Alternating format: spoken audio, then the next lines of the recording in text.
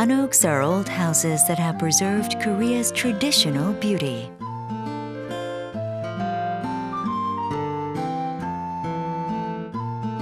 Hanoks have been worn and weathered by time and forgotten by many people.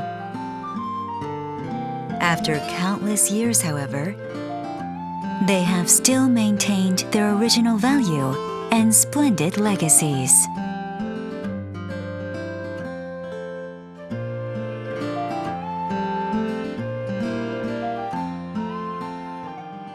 Hanoks reflect the history and wisdom of our ancestors.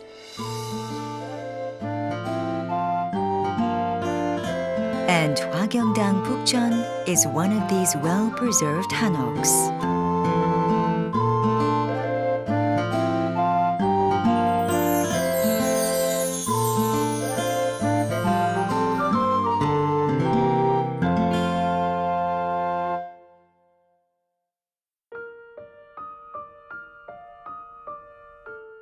Hahoe Village is located on an ideal site for living, as it is surrounded by mountains and rivers. It is one of the 4 auspicious places in southern Korea according to the Taekriji, an old geography book. There is an old pine tree which resembles the Nakdonggang River that meanders around the village. About 300 years ago, Ryu Sa-chun, a high-ranking official, planted the tree to wish his family wellness and prosperity. Thanks to his prayers and the energy emanating from the site, Hwagyeongdang Bukchon still stands proud and majestic.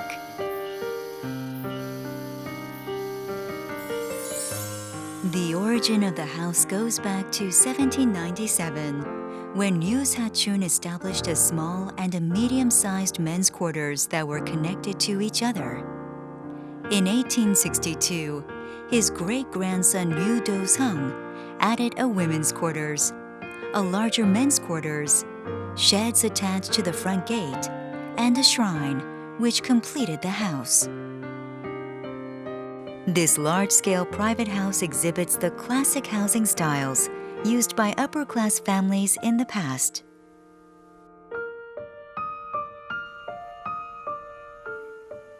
Hwagyeongdang Bukchon has well preserved the spirit and honor of classical scholars who practice noblesse oblige.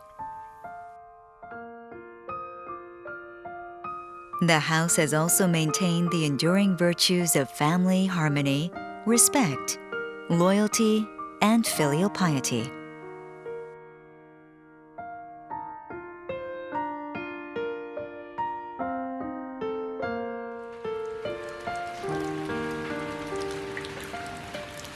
Andong is home to 30% of the hanoks in Korea. Hwagyeongdang Bukchon in Hahoe Village is the best representation of these traditional hanoks. It provides the chance to experience the beauty of old architectures and the traditions of Andong. And that is why many people are attracted to Hwagyeongdang Bukchon. Built on a site of over 5,600 square meters, this 200-year-old house measures 72 kans, a traditional measurement that corresponds to the space between 2 columns. Parents bring their children here to teach them traditions, and travelers relax and relieve themselves from the fatigues of a long journey.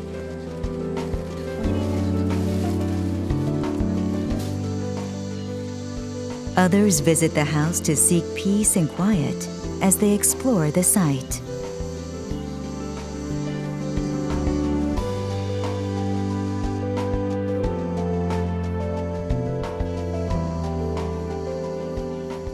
Guests of this traditional house can learn about the spirit of upright classical scholars who lived in the Andong region in the past and remind themselves of the values of harmony and respect.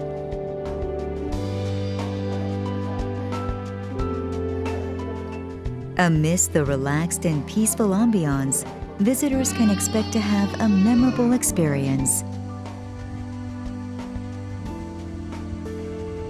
A comfortable stay at this house makes people feel grateful to one another.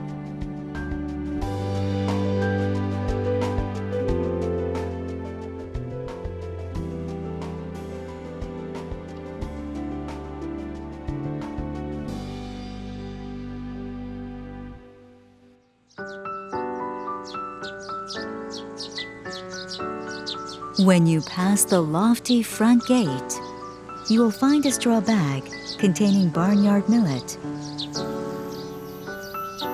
The house harvested 540,000 liters of rice every year, but the straw bag was kept to remind the family of the poor who couldn't afford it. Hwagyeongdang has taught the value of generosity. For generations, the family of the house has practiced the old saying, "If you do good to others, your offspring will enjoy good fortune." Not even a single pine tree was planted carelessly. Every piece of the house was constructed in perfect harmony with nature. The architecture embodies the warmth and peace of nature. These features are most evident in the Bukchon-daek. Bukchon-daek, or the large men's quarters, was used as the grandfather's residence, which sometimes functioned as a guest house.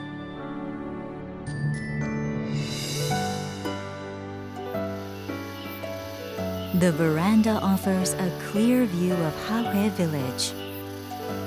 Hwasan Mountain stands to the east, and to the north are Puyongdae Cliff and Nakdonggang River. It faces Namsan and Pyeongsan Mountains to the south. That is why this is regarded as the perfect site for living. For these reasons, this site is regarded as the perfect site for living.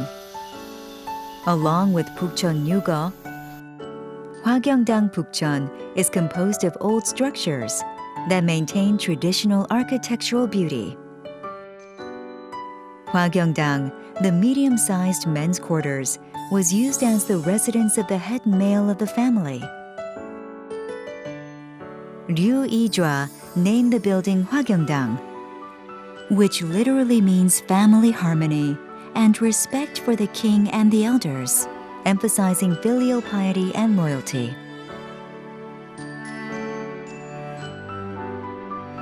Sushinwa, the small men's quarters, was used by the grandson of the family. The name embodies the teaching that one must think of the poor neighbors and live a humble and modest life, starting from an early age. To the right of the room is a small door that leads to the women's quarters, so the grandson could come and visit his mother conveniently. The unique square-shaped women's quarters was the residence of the head female of the family. Here she also received guests and kept garments and other house goods. While it is connected to the men's quarters, the two-story unit boasts a more sophisticated and dignified appearance. As a standalone housing unit, the majestic women's quarters is the largest private hanok structure in Korea. The stout girders and high ceiling convey its magnificence. The elegant sedan chair used by the head female and the 4 wooden rails attached to it are kept almost intact, something rarely seen in private houses.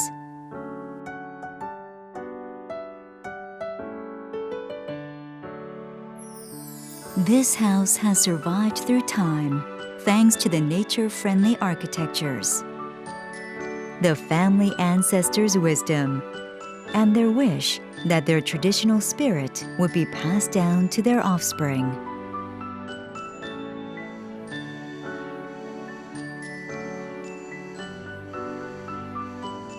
Hanoks reveal the identity of the Korean people. Our spirit and mind are well reflected in the buildings in a subtle and delicate manner.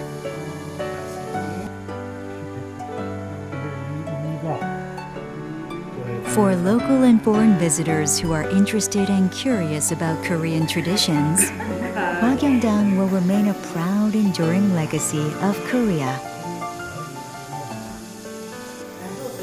こちらで一泊させていただいて、もう本当に自然の中で、もちろんテレビもなく、もう聞こえてくるのはセミの声と、あとスズムシの声が、まだ8月なんですけど、なんか少ししていたような気がします。で、とても静かな中で、こうゆったりとした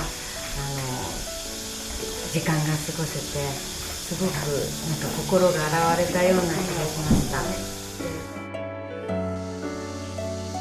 Hwagyeongdang Bukchon keeps a number of tangible and intangible relics that represent the 200-year-old legacy of the noble family. These include artifacts, literary works, and records of independence movements that are found everywhere on the premises. One of them is Sangbyeokga, a poem that was composed by the female head of the family. Sangbyeokga is a form of poetry written by females of upper-class families in the past. She wrote it in 1794 to express her joy as her son Ryu Ijwa and a nephew passed a state examination together. The poem is the oldest of the poetry genre, with a known writer, year, and place. It is also filled with flowing and elegant phrases, so it holds great value in Korean literature. The academic legacy of Hwagyeongdang began when Ryu Sa-chun established the house in 1797. His eldest son, Ryu Ijwa, held a senior government position and wrote as many as 20 literary collections and 10 books including Cheonhwirok and Kumgangnok. He also published a literary collection of Cheoljong and the chronology of Jeongjo. And in 1837, he directed the republication of the collection of Twege's works.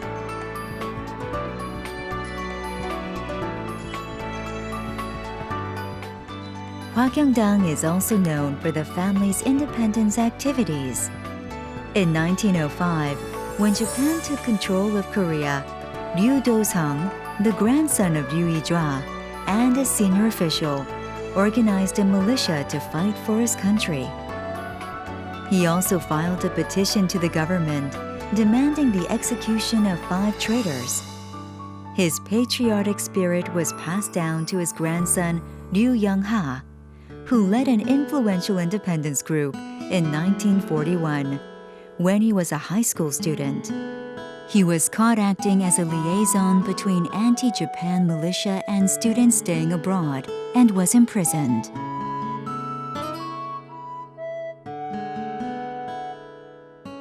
The family is also regarded as a good example of how noblesse oblige is practiced.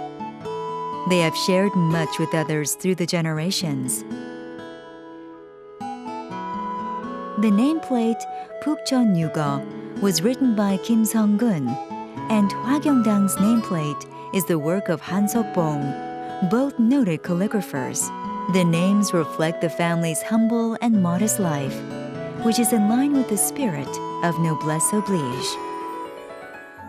For this purpose, the family established a charity organization on Haksode Peak to help neighbors in need.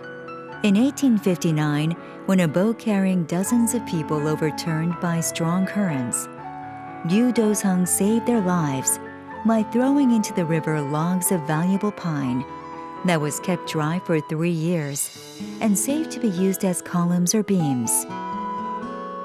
Their sense of social responsibility is also shown in their relationship with their farmer tenants.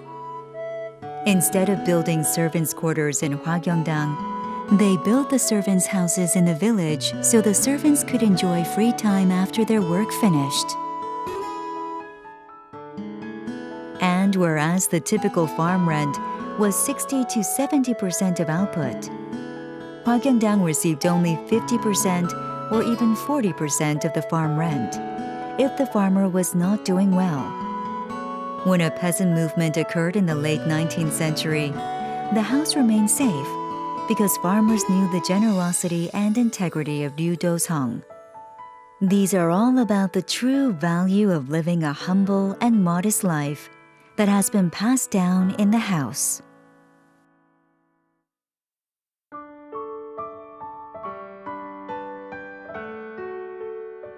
Hwagyeongdang Bukchon has maintained its dignity for hundreds of years, when everything else has changed.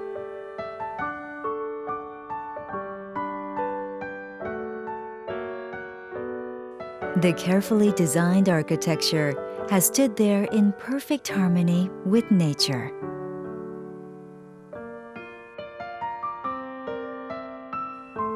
The family has practiced the true spirit of classical scholars and the principle of living a humble and modest life. And the current owner of the house is still trying to pass down the family's legacies.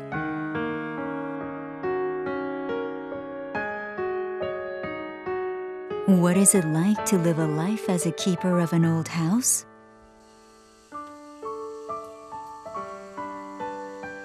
What does Hwagyeongdang mean to him?